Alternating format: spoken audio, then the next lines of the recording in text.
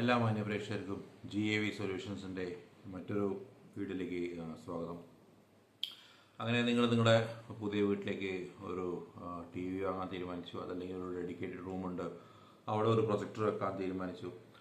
അപ്പം ആ projector obviously സ്ക്രീനിൻ്റെ size determine ചെയ്യുന്ന പല ഫാക്ടേഴ്സ് ഉണ്ട്. ഒന്ന് റൂമിൻ്റെ സൈസാണ്, രണ്ടാമത്തേത് നിങ്ങളുടെ ബഡ്ജറ്റാണ്, മൂന്നാമത്തേത് വൈഫൈ അപ്രൂവൽ ഫാക്ടറാണ്. ഇത് മൂന്ന് കാര്യങ്ങളാണ് തീരുമാനിക്കുക. ഓക്കെ, ഓബ്വിയസ്ലി സ്ക്രീനിൻ്റെ വലിപ്പം കൂടുന്നതിനനുസരിച്ച് തന്നെ ബഡ്ജറ്റ് കൂടും, ബഡ്ജറ്റ് കൂടുന്നതനുസരിച്ച് തന്നെ വൈഫ് അടക്കും. ഓക്കെ, അപ്പോൾ ബേസിക്കലി നിങ്ങൾ എത്ര വലിയൊരു TVയോ അല്ലെങ്കിൽ എത്ര വലിയൊരു സ്ക്രീൻ സെറ്റ് ആണെങ്കിൽ പോലും അതിന് ബേസിക് ആയിട്ടുള്ള ഒരു റൂൾസ് ഉണ്ട്. എത്ര ദൂരത്തിരുന്നാലാണ് ഒരു ഇമേഴ്സീവ് ആയിട്ടുള്ള എക്സ്പീരിയൻസ് കിട്ടുക, അതിനെയാണ് 2/3 തിയറി എന്ന് പറയുന്ന ഒരു സംഭവം ഉള്ളത്. അത് ഒരു റൂൾ ആയിട്ട് വേണമെങ്കിൽ കണക്കാക്കാം. അപ്പോൾ അതിനെക്കുറിച്ചാണ് ഇന്നത്തെ വീഡിയോ ചെയ്യാൻ ഉദ്ദേശിക്കുന്നത്. അപ്പോൾ നിങ്ങൾ ഒരു 60 ഇഞ്ച് TV ആണ് വാങ്ങുന്നതെന്ന് വയ്ക്കുക. അപ്പോൾ 60 ഇഞ്ച് TVയിൽ നിന്ന് എത്ര ദൂരം ഇരുന്നിട്ട് വേണം അത് കാണാൻ എന്നുള്ളതാണ് നോക്കേണ്ടത്. പിന്നെ അഫ്കോഴ്സ് പല ഇതിലും വെബ്സൈറ്റിലും പല രീതിയിലാണ് കാണുന്നത്. THXന്റെ വെബ്സൈറ്റ് കയറി നോക്കിക്കഴിഞ്ഞാൽ അവരുടെ സ്റ്റാൻഡർഡൈസേഷൻ വ്യത്യാസമുണ്ട്. SMPT society for motion picture and television engineers അവരുടെ നോക്കിക്കഴിഞ്ഞാൽ വ്യത്യാസമുണ്ട്. ഓക്കെ, എന്നിരുന്നാലും ഒരു കാര്യം ശ്രദ്ധിക്കേണ്ടത്, വളരെ അടുത്തിരുന്ന് കഴിഞ്ഞാൽ നമുക്ക് ഒരിക്കലും ആ ഒരു പെറിഫറൽ വ്യൂ കറക്റ്റായി വരില്ല. അത് സ്ക്രീൻ വളരെ വലുതായിട്ട് തോന്നുകയും നിങ്ങൾക്ക് പ്രോപ്പർലി അത് വ്യൂ ചെയ്യാൻ എൻജോയ് ചെയ്യാൻ പറ്റാതെയും നിങ്ങൾ ശ്രദ്ധിച്ചിട്ടുണ്ടാവും. വലിയൊരു തിയേറ്ററിൽ പോയിട്ട് മുമ്പ് കയറിയിരുന്നതിൻ്റെ അവസ്ഥ, അത് നിങ്ങൾക്ക് കറക്റ്റായിട്ട് കാണാൻ പറ്റില്ല.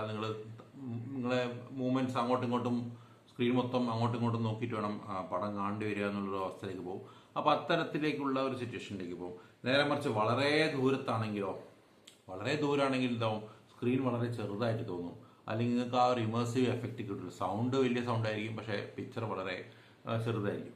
അപ്പോൾ ഇതിനൊരു യാർഡ് സ്റ്റിക്ക് ഉണ്ട്, അല്ലെങ്കിൽ ഒരു റൂളുണ്ട്. ആ റൂളാണ് 2/3 റൂൾ എന്ന് ഉദ്ദേശിക്കുന്നത്. അത് പറഞ്ഞു വരുന്നത്, നിങ്ങളുടെ TV ഇപ്പോൾ 60 ഇഞ്ചിൻ്റെ TV ആണെന്ന് വയ്ക്കുക, അതിൻ്റെ നേരെ ഡബിൾ, അതായത് 125 ഇഞ്ച് ദൂരത്തിൽ ഡിസ്റ്റൻസ്, രണ്ടരട്ടി ദൂരത്തിൽ വേണം ഇരുന്ന് TV കാണാം. എന്നാൽ അത് കറക്റ്റ് ആയിരിക്കും. അതിൻ്റെ നിങ്ങളുടെ ഫീൽഡ് ഓഫ് വിഷൻ കറക്റ്റ് ആയിരിക്കും എന്നാണ് അവകാശപ്പെടുന്നത്. ഇപ്പം എൻ്റെ റൂമാണ് നിങ്ങൾക്കറിയാം, ഒരു 13 അടി കഷ്ടി നീളമുള്ള റൂമും 15 അടി വീതിയുള്ള റൂമാണ്. ശരിക്കും ആക്ച്വലി 18 അടി നീളമുണ്ട് റൂമിന്, പക്ഷേ 5 അടിയോളം ബാത്റൂം വരുന്നതുകൊണ്ട് ബാക്കി 13 അടി മാത്രമേ എനിക്ക് യൂസ് ചെയ്യാൻ പറ്റുന്നുള്ളൂ. അപ്പോൾ ഈ 13 അടി നീളത്തിലുള്ള ഈ റൂമിൽ ഞാൻ സെറ്റ് ചെയ്തിരിക്കുന്നത് 92 ഇഞ്ച് ഡയഗണലി ഇഞ്ച് സ്ക്രീനാണ് സെറ്റ് ചെയ്തിരിക്കുന്നത്. അപ്പോൾ അതിൻ്റെ നേരെ രണ്ടരട്ടി എന്ന് പറഞ്ഞാൽ കൃത്യമാണ് ഇത് വരുന്നത്. ആ 92 രണ്ടരട്ടി കറക്റ്റാണ്.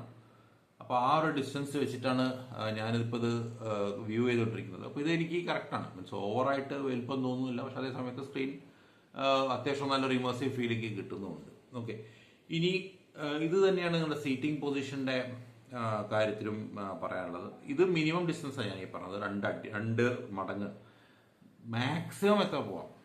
2 മടങ്ങ് എന്നുള്ളത് കൂടിപ്പോയാൽ ഒരു 3 മടങ്ങ് വരെ പോകാം. അത് തന്നെ അവിടെ നിങ്ങളുടെ ഇമേജ് ചെറുതായി തുടങ്ങും.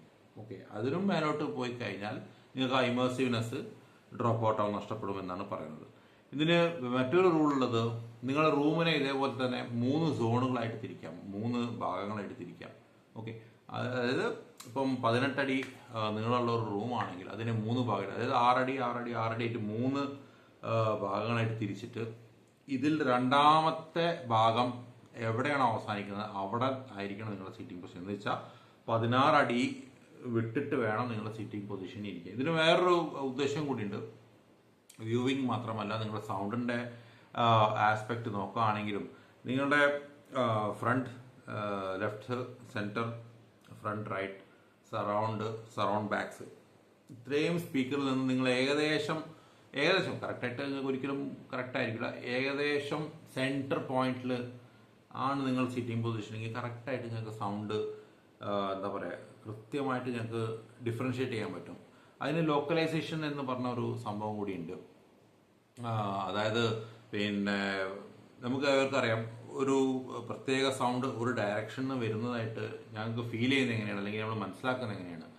എന്തൊരു ശബ്ദമായിക്കോട്ടെ, അത് നമ്മുടെ ചുറ്റുമുള്ള വായു സൗണ്ടിലെ പാർട്ടിക്കിൾസിനെ വൈബ്രേറ്റ് ചെയ്ത് അതൊരു പ്രത്യേക വേവ് ഫോം ചെയ്ത് ഞങ്ങളുടെ ഇയർ ഡ്രമ്മിൽ അടിച്ച് ഇയർ ഡ്രമ്മിനുള്ളിൽ കയറി ഇയർ ഡ്രമ്മിന്റെ ബാക്കിലുള്ള 3 ബോൺസിനെ വൈബ്രേറ്റ് ചെയ്ത് അതിനെ ബ്രെയിൻ ഇന്റർപ്രറ്റ് ചെയ്തിട്ടാണ് ബ്രെയിൻ നമ്മൾ മനസ്സിലാക്കുന്നത് ഓക്കെ ഇന്ന സൈഡിൽ നിന്നാണ് സൗണ്ട് വരുന്നത് എന്നുള്ളത്. ഇത് ഞാൻ പഴയൊരു വീഡിയോയിലും ചെയ്തിട്ടുണ്ടായിരുന്നു. ഓക്കെ, അപ്പം അതിനെയാണ് ലോക്കലൈസേഷൻ എന്ന് പറയുന്നത്. അപ്പോൾ അതുകൊണ്ടാണ് ഞാൻ കഴിഞ്ഞ വീഡിയോയിലൊക്കെ ഞാൻ പറഞ്ഞിട്ടുണ്ട് ഒരു സ്വീറ്റ് സ്പോട്ട് അതല്ലെങ്കിൽ ക്രിട്ടിക്കൽ ലിസ്ണിംഗ് ഏരിയ അല്ലെങ്കിൽ മെയിൻ ലിസ്ണിംഗ് പൊസിഷൻ എന്നൊരു സംഭവമുണ്ട്. അവിടെ ഇരുന്നാൽ മാത്രമേ കറക്റ്റായിട്ട് സൗണ്ട് കറക്റ്റായിട്ട് ബ്രെയിനിനെ ഇന്റർപ്രറ്റ് ചെയ്യാൻ പറ്റും. സൗണ്ട് കേൾക്കൂല എന്നല്ല ഞാൻ പറഞ്ഞത്, അതിനെ കറക്റ്റായിട്ട് ആസ്വദിക്കണമെങ്കിൽ കൃത്യമായ സ്ഥലത്ത് നിങ്ങൾ ഇരിക്കണം. ഓക്കെ, കാരണം നമുക്ക് എവർക്കറിയാം സൗണ്ട് വരുന്നത് ഡയറക്റ്റ്ലി വരുന്ന സൗണ്ട് ഉണ്ട്, ഇൻഡയറക്റ്റ് അതായത് പല സ്ഥലത്തും തട്ടി അതിൻ്റെ റിഫ്ലക്ഷൻസ് ആയിട്ട് വരുന്ന സൗണ്ട് ഉണ്ട്. ഓക്കെ, അപ്പം ഈ ഇതിന് HRTF എന്ന് പറയും, ഹെഡ് റിലേറ്റഡ് ഫയൽ ട്രാൻസ്ഫർ, ഞാൻ മുമ്പും ചെയ്തിട്ടുണ്ട്. അതായത് ഞങ്ങളുടെ ബ്രെയിൻ ഇന്റർപ്രറ്റ് ചെയ്യുന്ന ആ രീതിയിലാണ്.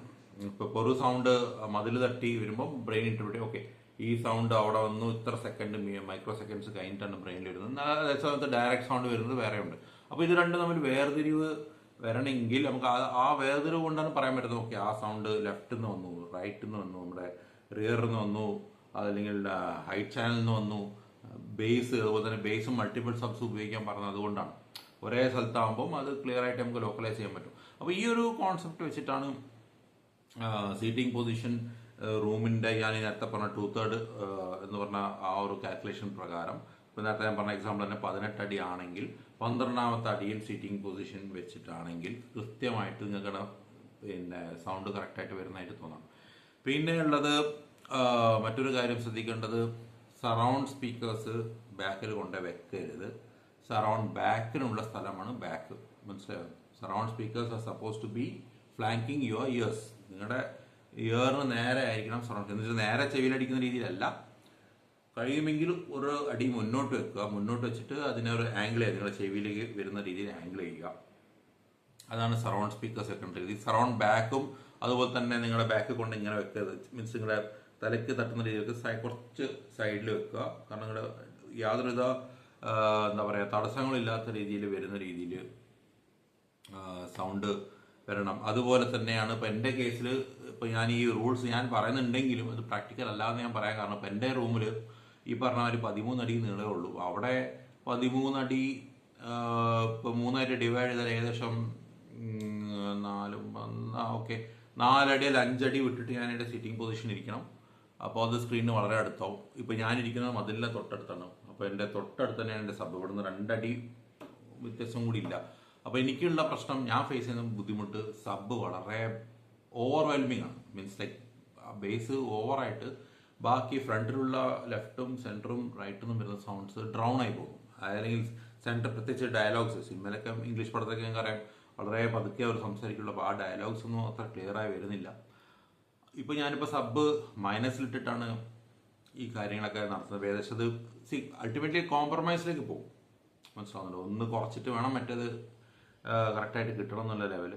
അപ്പോൾ ഞാൻ ഈ പറഞ്ഞ കാര്യം ഈ ഒരു കോൺസെപ്റ്റാണ് അതിൻ്റെ കറക്റ്റ്. പക്ഷെ ഞാൻ നേരത്തെ പറഞ്ഞ പ്രാക്ടിക്കൽ അല്ല, ഇൻ ദ സെൻസ് ദാറ്റ് 99% ആൾക്കാർക്കും കൃത്യമായിട്ട് ഇന്ന രീതിയിൽ പ്ലേസ് ചെയ്യാവൂ എന്ന് പറഞ്ഞാൽ നടക്കത്തല്ല. പക്ഷെ എന്നിരുന്നാലും അത് മനസ്സിൽ വെച്ചുകൊണ്ട് മാക്സിമം എങ്ങനെ അഡ്ജസ്റ്റ് ചെയ്ത് ചെയ്യാൻ പറ്റുമോ അത് ചെയ്തിട്ട് നിങ്ങളുടെ തിയേറ്റർ, അതുപോലെ തന്നെ ഓവറായിട്ട് പിന്നെ ഗെയിൻ ലെവൽസ് ബംപ് ചെയ്യേണ്ട കാര്യം വരില്ല. ഞാൻ ഈ പറഞ്ഞ കാര്യങ്ങൾ ഏകദേശം സെൻറ്ററിലൊക്കെ ആയിട്ട് വെച്ചിട്ട് വെക്കുകയാണെങ്കിൽ നിങ്ങളുടെ ഫ്രണ്ടിൽ നിന്ന് സ്റ്റേജിൽ നിന്ന് വരുന്ന സൗണ്ടും നിങ്ങളുടെ സറൗണ്ട്സിൽ നിന്ന് വരുന്ന സൗണ്ടും പൊതുവേ നമ്മൾ സറൗണ്ട്സിൻ്റെ അടുത്താണ്. ഇപ്പോൾ ഞാനിപ്പോൾ ഇരിക്കുന്നത് എൻ്റെ ലെഫ്റ്റ് സറൗണ്ടും റൈറ്റ് സറൗണ്ടിൻ്റെ അടുത്താണ്. അപ്പോൾ ബൈ ഡിഫോൾട്ടായിട്ട് സൗണ്ട് ആദ്യം വരെ എൻ്റെ സറൗണ്ട് സ്പീക്കേഴ്സ് എന്നാണ്. അപ്പോൾ ഫ്രണ്ടിൽ നിന്ന് വരുന്ന സൗണ്ട് കുറച്ച് കുറവായിട്ട് തോന്നും. അതുകൊണ്ട് ഒരു 2 dB ഒക്കെ അങ്ങോട്ടും കൂട്ടിയിട്ടുണ്ട്. പക്ഷെ കഴിയുന്നതും അത് അഡ്ജസ്റ്റ്മെൻറ്റ്സ് ചെയ്യാത്ത രീതിയിൽ തന്നെ കാലിബ്രേറ്റ് ചെയ്തിട്ട് എല്ലാ സ്പീക്കേഴ്സും ഒരു 75 dB വരുന്ന രീതിയിൽ സെറ്റ് ചെയ്ത് കഴിഞ്ഞാൽ പിന്നെ അതിൻ്റെ മേലെ വീണ്ടും തൊണ്ടി കളിക്കേണ്ട ഒരു ആവശ്യകത ഉണ്ടാവില്ല. അപ്പം ബേസിക്കലി ഇത്രയാണ് ഞാൻ ഇന്നത്തെ വീഡിയോയിൽ പറയാൻ ഉദ്ദേശിച്ചത്. പിന്നെ പറഞ്ഞ കാര്യങ്ങൾ പ്രേക്ഷകർക്ക് ഇഷ്ടമായെന്ന് ഞാൻ വിശ്വസിക്കുന്നു. വീഡിയോ ഇഷ്ടമായ തീർച്ചയായും ലൈക്ക് ചെയ്യുക, ഷെയർ ചെയ്യുക. മറ്റൊരു വീഡിയോ വരുന്നത് ബൈ.